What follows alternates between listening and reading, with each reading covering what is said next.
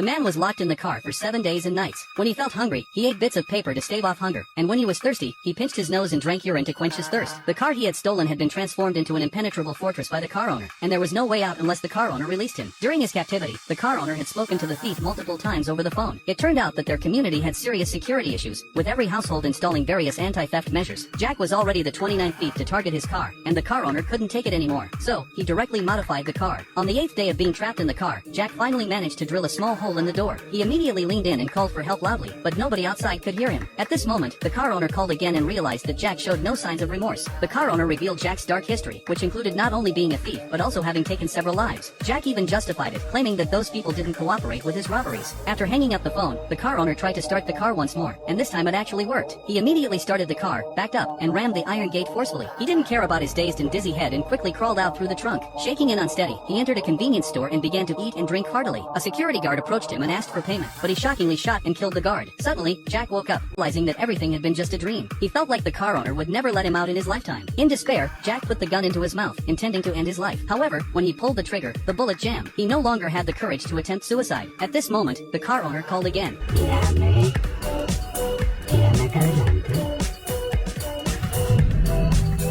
The old man approached and opened the door, asking Jack about his thoughts after being trapped for several days. Unexpectedly, Jack took advantage of his momentary distraction and shot him, injuring the car owner. Then, he struggled to climb down, but he was caught by the old man from behind. The police and a large crowd of onlookers had surrounded the area, making escape impossible. The police sent in a negotiation expert. During the conversation, the expert discovered that the old man harbored resentment towards society as a whole. He loudly asked the people around him,